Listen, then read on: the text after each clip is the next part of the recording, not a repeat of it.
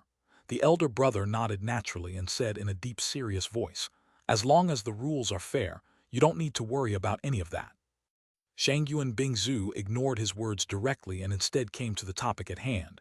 "About that camp, tell me everything you know, from the number of armed men and the type of equipment to the division of powers and evolvers. The more the better." The corner of Nangong Yi's mouth twitched a couple of times, and he finally realized that the extremely beautiful young woman in front of him not only had a cold and indifferent face, but her personality matched her appearance. Although Shangyu and Bingzu looked extremely beautiful and brave in her deep blue leather armor, as she sat there she looked like nothing more than an ordinary person. From an onlooker's point of view, she was nothing but a powerless beauty. But Nangong Yi was no fool.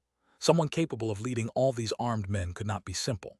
Even the mage Kang Lan was sitting to the side with an expression of respect and admiration on her face every time she looked at her. Moreover, although it was something more intuitive, Nangong Yi and Nangong Lingxin felt like they were looking at a huge mountain. Instead of a person each time, they looked at the young woman sitting in front of them. After a moment of silence, Nangong Yi began to tell in detail what he knew.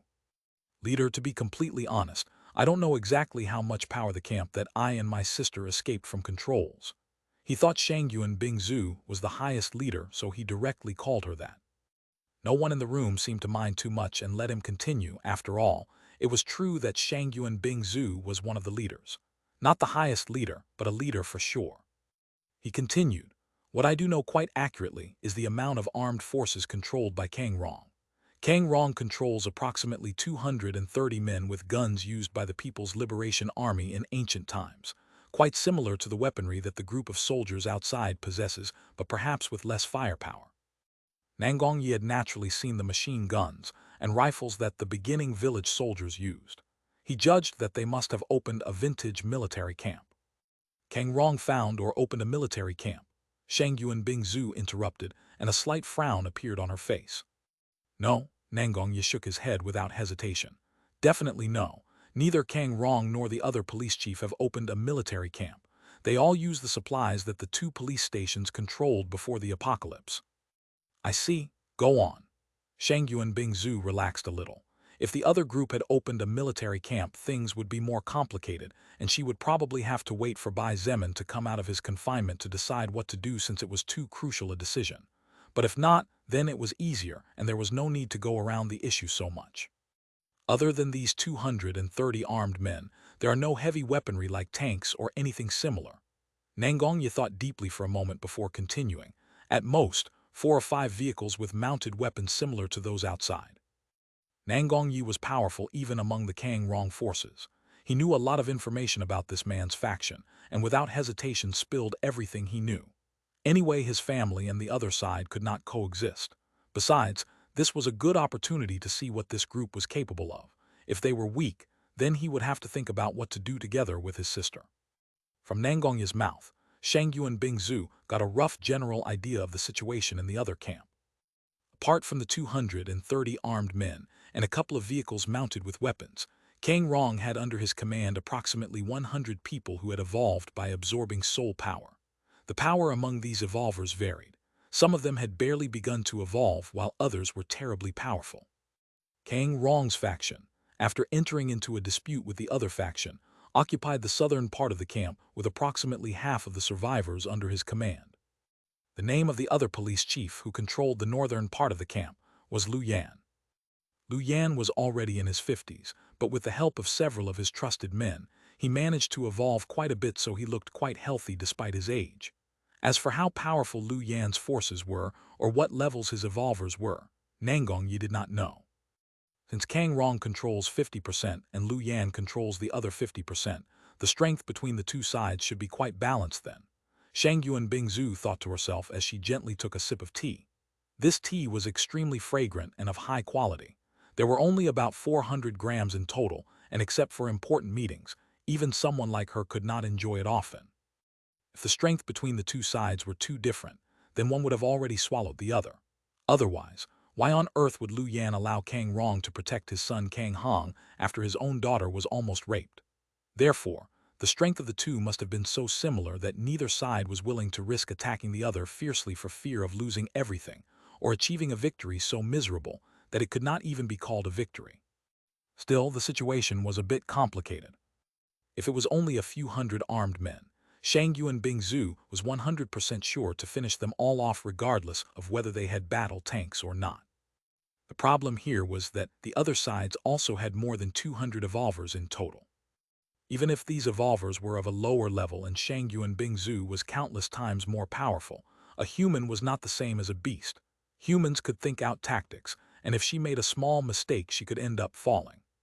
Shang Yuan Bingzu did not know what active skills the other party had, and without this information, she was unwilling to make a hasty decision.